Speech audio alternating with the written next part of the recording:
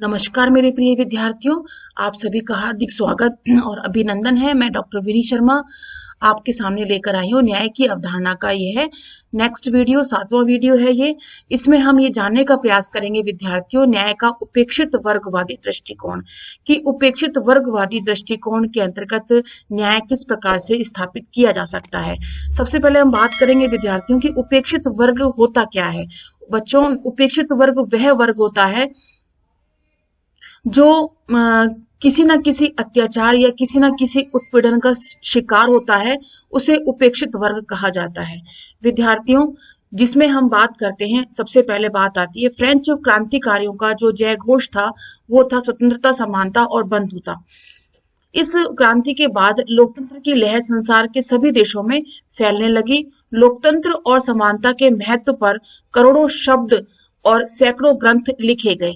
सामाजिक न्याय का तकाजा कहता है विद्यार्थियों कि व्यक्ति व्यक्ति के बीच भेदभाव नहीं किया जाना चाहिए, सभी को विकास के समुचित अवसर सुलभ होने चाहिए और व्यक्ति का किसी भी रूप में शोषण नहीं होना चाहिए। अगर कोई व्यक्ति किसी का शोषण करता है, उसे उपेक्षित रखता है, तो वह उपेक्षित वर्ग में आता है।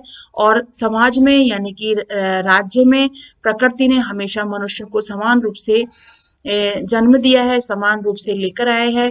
तो इसलिए सभी व्यक्ति जो हैं उन्हें एक जैसे अधिकार, एक जैसी स्वतंत्रता और एक जैसे समान अवसर उसे प्राप्त होने चाहिए। अब बच्चों, हम बात करते हैं कि उपेक्षित वर्ग में कौन लोग शामिल होते हैं। सबाल्टर्न अथवा उपेक्षित वर्ग की धारणा हाल ही में ही की चीज है, जिसका उद्भव पश्चिमी समाज की संजातीय समस्याओं यानी कि एथनिक प्रॉब्लम्स से शुरू हुआ और इन देशों में नस्ल, भाषा, संस्कृति, मजहब के आधार पर बहुत सी विभिन्नताएं देखने को मिलती हैं। विद्यार्थियों, जब हम जातियों, प्रजातियों या मजहबी जनसमूह की चर्चा करते हैं तो हमें ये पता चलता है कि कुछ जातियां और वर्गों के व्यक्ति ज्यादा उन्नत होते हैं, जबकि शेष वर्ग के जो व्यक्ति होते हैं वो शोषण या पिछड़ेपन का शिकार होते हैं। विद्यार्थियों, भारत के संदर्भ में यदि हम देखें तो उन सब लोगों की गिनती उपेक्षित वर्ग के अंतर्गत आती है जो अत्याचार या उत्पीड़न की जिंदगी का निर्वाह करने को मजबूर होते हैं। उनमें कौन से व्यक्ति होते हैं? गरीब होते हैं, दलित होते हैं, पिछड़े, अनुसूचित जाति, अनुसूचित जनजाति, बंधुआ मजदूर होते हैं, सड़कों पर घूमने वाले आवारा बच्चे, ये सभी उपेक्षित वर्ग के अंतर्गत आते हैं। विद्यार्थियों, गलियों में घूमने वाले बच्चों में लड़के तो अक्सर ही दिखाई पड़ते हैं, लेकिन इसमें लड़कियां भी होती हैं। इन्हें बहुत ही कम साधनों की मदद से अपनी जीविका का निर्वाह करना पड़ता है, जिसमें कूड़ा कचरा इकट्ठा करके बेचना, जूते पॉलिश करना, चौराहों पर कारें साफ करना आदि के अंतर्गत हम देख सकते हैं। एशिया में सबसे बड़े लोकतंत्र का जो दर्जा भारत को हासिल मिला है, पश्चिमी समाज में वही स्थिति अमेरिका की है। अफ्रीका से गुलामों को लाया जाना वह 17वीं शताब्दी में ही शुरू हो चुका था और काले लोगों से किसी तरह काम लिया जाता था और उसकी बेरहमी पर यकीन करना कठिन होगा कि समाज के सारे घृणित, गंदे और मेहनत वाले कामों का बोझ उन पर आ पड़ा और उनसे घृणा की जाने लगी। अश्वेत जाति के लोग अपनी पृथक बस्तियों में रहते थे। केवल चमड़ी के आधार पर ही अश्वेतों को सार्वजनिक स्थानों, भोजनालयों, मनोरंजन केंद्रों के प्रयोग से वंचित कर रहना पड़ता था। रंगभेद की नीति के कारण अमेरिका एक प्रकार से दो राष्ट्रों में बंट चुका था, एक गोरा और दूसरा काला। राष्ट्रपति अब्राहम लिंकन ने जब दास प्रथा का अंत करना चाहा तो अमेरिकी संघ दो गुटों में बट गया और 1861 में उत्तरी और दक्षिणी राज्यों के बीच एक भीषण गृह युद्ध हुआ और उसका एक महत्वपूर्ण परिणाम यह निकला विद्यार्थियों की दास प्रथा जो है समाप्त कर दी गई। 1865 में संविधान में ये संशोधन पेश किया गया कि किसी से जबरन कोई कार्य नहीं लिया जाएगा। इस घोषणा के बावजूद राज्य सरकारें रंगभेद की नीति पर डटी रही और 1868 में संविधान के 14वें संशोधन द्वारा ये व्यवस्था कर दी गई कि कानून सभी लोगों को समान रूप से रक्षा करेगा। फलस्वरूप मताधिकार के क्षेत्र में प्रजातीय भेदभाव को समाप्त कर दिया जाएगा। परंतु अमेरिका में श्वेतों के मुकाबले अश्वेतों के बीच गरीबी की दर 3 गुना ज्यादा है। देश की कुल जनसंख्या का लगभग 13% हिस्सा अश्वेतों का है, जिसे आज भी बेहिसाब कष्टों का सामना करना पड़ रहा है। अक्टूबर 1995 में वाशिंगटन में आयोजित काले लोगों के विशाल कूच ने जिसमें 4 लाख लोगों ने भाग लिया, अमेरिका के इस दावे को झुठला दिया कि उनके देश में सब कुछ ठीक ठाक चल रहा है। तो देखिए विद्यार्थियों, भारत ही नहीं, एशिया के देश ही नहीं, अमेरिका में भी इस प्रकार का घृणित कार्य, उपेक्षित कार्य जो है किया जाता है। काले लोगों के साथ वहां पे काला और गोरा, दो तरह के संप्रदाय हम कह सकते हैं, दो तरह के दो भागों में राष्ट्र को बांट दिया गया है। और आज भी स्थिति इस प्रकार की बनी हुई है कि कालों को उपेक्षित वर्ग में ही रखा जाता है। तो कोई भी समाज ऐसा नहीं है जो पूरी तरह से सभी वर्गों को, सभी लोगों को जो है समान अवसर प्रदान करता हो। दक्षिण अफ्रीका में एक लंबे संघर्ष के बाद 1994 में डॉक्टर नेल्सन मंडेला ने प्रथम अश्वेत राष्ट्रपति के रूप में शपथ ली थी। अब वहां की संसद में अश्वेतों का बहुमत है, पर अफ्रीकी अर्थव्यवस्था पर आज भी गोरों का प्रभुत्व जमा हुआ है और देश की 75% उपजाऊ भूमि आज भी गोरों के नियंत्रण में है। अश्वेतों को राजनीतिक अधिकार भले ही मिल गए हों, लेकिन सामाजिक आर्थिक अधिकार अभी भी उनसे कोसों दूर ही हैं। उपेक्षित वर्गवादी लेखकों की न्याय संबंधी अवधारणा को अब हम देखते हैं। उपेक्षित वर्गवादी लेखकों ने समूचे समाज को 2 वर्गों में बांट दिया, विशिष्ट वर्ग और आश्रित जनसमूह। दुनिया भर के सारे वंचित, पीड़ित, शोषित और अत्याचार के शिकार लोग दूसरे वर्ग के अंतर्गत आते हैं, जिन्हें हम कहते हैं आश्रित जनसमूह या उपेक्षित वर्ग। इन लेखकों के अनुसार मनु, प्लेटो, अरस्तु से लेकर आज तक जितने भी बड़े चिंतक और आचार्य हुए या माने जाते हैं, वे सभी किसी न किसी तरह की वर्ण व्यवस्था के पोषक रहे हैं। केवल दलित नेता ही दलितों के दर्द को समझ सकते हैं। भारत के संदर्भ में यदि हम देखें तो मार्क्सवादी, समाजवादी पार्टियों का नेतृत्व भी ऊंचे वर्गों तथा ऊंची जातियों में जन्मे लोगों के ही हाथों में रहा। उपेक्षित वर्गवादी लेखकों के अनुसार न्याय का अर्थ है वंचित और पीड़ितों के हाथों में आर्थिक, सामाजिक व राजनीतिक सत्ता का होना, जो तब तक संभव नहीं जब तक कि वे राजनीतिक शक्ति हासिल नहीं कर लेते। इसलिए भारत में डॉक्टर अंबेडकर ने रिपब्लिकन पार्टी ऑफ इंडिया का गठन किया और उपेक्षित वर्गवादी लेखकों का कहना है कि वंचितों और शोषितों के उत्थान के बिना न्याय की परिकल्पना कैसे की जा सकती है। इनके कल्याण का अर्थ दान या दयालुता नहीं है, उनका कल्याण इसलिए आवश्यक है जिससे कि समाज का चौतरफा विकास हो सके, मतलब चारों तरफ विकास हो सके उसका, और अपराध की घटनाएं कम हो सके और समाज का दलित पीड़ित वर्ग दुखी होकर जवाबी हिंसा और बगावत की ओर प्रेरित नहीं हो। प्रोफेसर उपेंद्र बख्शी हैं, वो कहते हैं कि किसी भी वर्ग को यदि सत्ता से वंचित रखा जाए तो वह अपराधों की ओर प्रेरित होगा। इसके लिए उसमें अपराध बोध नहीं जागेगा, बल्कि वह उत्सव मनाएगा और उसके कार्यों का गुणगान भी किया जाएगा।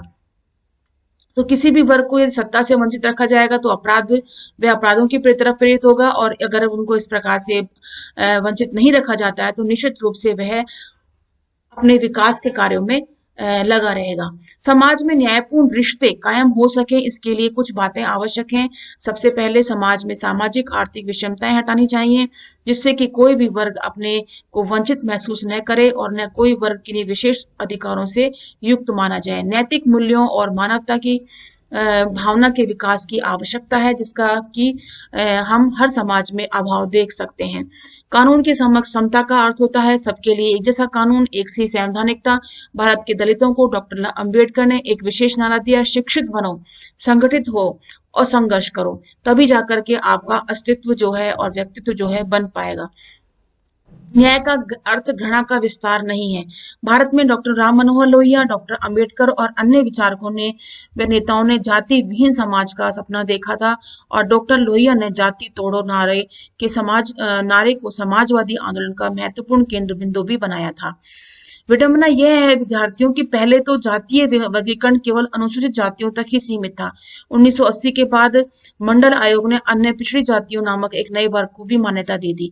अन्य पिछड़ी जातियों की जनसंख्या के आंकड़ों के लिए मंडल आयोग को ब्रिटिश काल की 1931 की जनगणना का सहारा लेना पड़ा, क्योंकि स्वतंत्र भारत की जनगणना रिपोर्ट में जातिगत आंकड़े उपलब्ध नहीं थे। मंडल कमीशन की वजह से दलित चेतना में एक नया मोड़ आया, और दुख यह है कि दलित संघर्ष प्रतीकवाद से आगे नहीं बढ़ सका। प्रश्न यह है कि राजनेताओं और विशेषकर सामाजिक न्याय के पक्षधरों को सिर्फ कुछ प्रतीक चाहिए, या उनका लक्ष्य समाज में मौलिक बदलाव लाना है। मौलिक बदलाव का मार्ग जातिवादी राजनीति नहीं है, उसका साधन इस तरह का विश्लेषण नहीं कि अमुक चुनाव क्षेत्र में किसी जाति के कितने मतदाता हैं, किस किस दल का उम्मीदवार किस किस जाति का है। भारत की मार्क्सवादी कम्युनिस्ट पार्टी ने जाति की दुहाई देकर चुनाव लड़ाने को निंदनीय ठहराया और पार्टी की केंद्रीय समिति द्वारा स्वीकृत 1993 की एक रिपोर्ट के अनुसार जाति की राजनीति करने वाले नेताओं की कोशिश रहती है कि जनता जाति के आधार पर बढ़ जाए और वे इस विभाजन का लाभ उठाकर अपने संकीर्ण चुनावी हित साध सकें। लेकिन अंबेडकर ने सबसे पहला नारा दिया था जाति तोड़ो। जाति तोड़ने का अभिप्राय यह है विद्यार्थियों की अगर हम जाति में ही बंधे रहे तो निश्चित रूप से हम हमारी इस जाति को का लाभ उठाने के लिए राजनेता किसी भी प्रकार से उसका दुरुपयोग कर सकते हैं। और हम देख सकते हैं कि वर्तमान परिस्थितियों में हम देख सकते हैं, वर्तमान समय में हम ये देख सकते हैं कि इस जाति के आधार पर वोटों को किस प्रकार से एकत्रित किया जाता है आरक्षण की राजनीति के माध्यम से। आरक्षण की बैसाखी अनंत काल तक जिंदा रखना एक स्वस्थ समाज का लक्षण नहीं है विद्यार्थियों, वह साधन है, स्वयं ही एक साध्य नहीं है। आरक्षण तो सिर्फ एक साधन है, हमारा साध्य नहीं है। हमारा साध्य है जाति को तोड़ना, जाति को खत्म करना और अपने आप को सशक्त बनाना। यदि सभी जातियों के उम्मीदवार बराबर की हैसियत से चुनाव लड़ते, जातिगत आधार पर नहीं बल्कि गुण और योग्यता के आधार पर, तो आरक्षण की आवश्यकता ही नहीं होती। सामाजिक न्याय का अर्थ वर्ग संघर्ष नहीं, इसका अर्थ सवर्ण विरोध भी नहीं है। जहां तक मनु विरोध का प्रश्न है, मनुस्मृति में सैकड़ों श्लोक मिलावटी हैं जिनके लिए मनु उत्तरदायी बिल्कुल भी नहीं है। मनु ने तो शूद्र को ब्राह्मण तक बनने की स्वतंत्रता दी है और उसका साधन भी बतलाया है। डॉक्टर अंबेडकर स्वयं लिखते हैं कि मनु ने जाति विधान का निर्माण नहीं किया, न ही वह ऐसा कर सकता था। जाति प्रथा मनु से पूर्व विद्यमान थी। उन्होंने यह भी कहा था कि सही राष्ट्रवाद है जाति भावना का परित्याग और जाति भावना गहन सांप्रदायिकता का ही रूप है। मनु ने कर्म के आधार पर वर्णों को विभाजित किया था और यह बताया था कि हर एक व्यक्ति जो है अपने कर्मों के माध्यम से अपने वर्ण को चयनित कर सकता है, बना सकता है, अपनी प्रतिभा के द्वारा, अपने गुणवत्ता के द्वारा, अपनी योग्यता के द्वारा। चुनावी राजनीति को नकारने की बात हम नहीं कह रहे हैं, पर सामाजिक बदलाव की लड़ाई भी चले। इसके लिए आवश्यक है कि अधिकतम समानता और अधिकतम भ्रातृत्व की भावना हो। रजनी कोठारी जी कहते हैं कि हमें मुक्ति की राजनीति चाहिए, सत्ता की बंदरबाट बिल्कुल भी नहीं। भारत में उदार लोकतंत्र भी बना रहे और जातीय व सांप्रदायिक घृणा भी, ये दो बातें परस्पर विरोधी हैं और साथ साथ नहीं चल सकती हैं। तो विद्यार्थियों, उपेक्षित वर्ग को उपेक्षित नहीं होने का सबसे बड़ा उनको कार्य क्या करना है, उन्हें सशक्त होकर के इन सभी चीजों से, इन आरक्षण की राजनीति, जाति को तोड़ करके, इन सभी से आगे बढ़ करके अपने आप को प्रदर्शित करना है, अपने आप को समाज में दिखाना है। हमें किसी मात्र एक आरक्षण के माध्यम से आगे ना बढ़ करके अपने श्रम और कर्म के माध्यम से आगे बढ़कर हमें पूरे समाज के साथ बराबरी का अपना जो जज्बा है, अपना रुतबा है, अपना जो व्यक्तित्व है, उसको बनाए रखना है। तो इसी के साथ ही बच्चों, यह अध्याय हमारा यही समाप्त होता है। अब इसके बाद हम देखते हैं कि इस अध्याय में हमने क्या क्या समझने का प्रयास किया था। सबसे पहले हमने न्याय के संबंध में यूनानी विचारकों की धारणा को हमने पढ़ा था और उसके बाद उदारवादी और मार्क्सवादी अवधारणा को हमने जानने का प्रयास किया।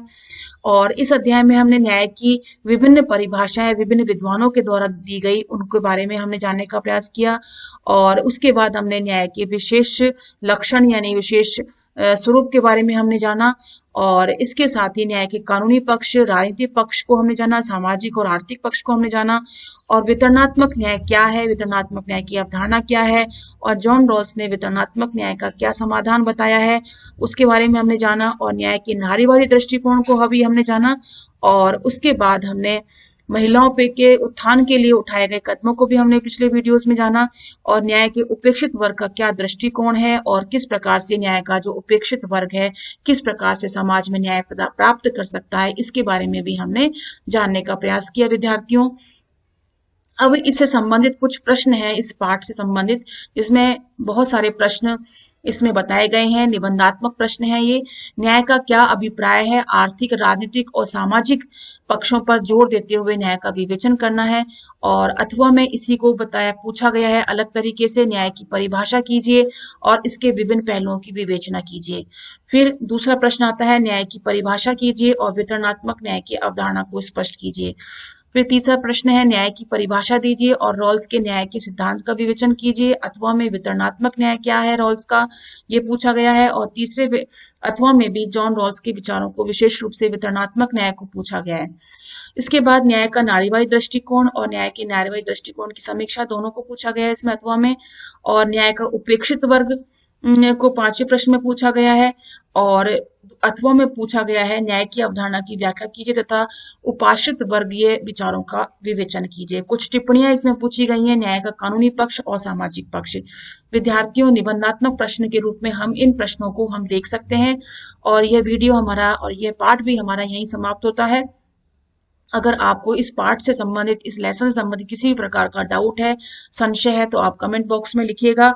और नेक्स्ट अध्याय के लिए हम नेक्स्ट वीडियो में आपसे मिलेंगे। तब तक के लिए धन्यवाद एंड नमस्कार।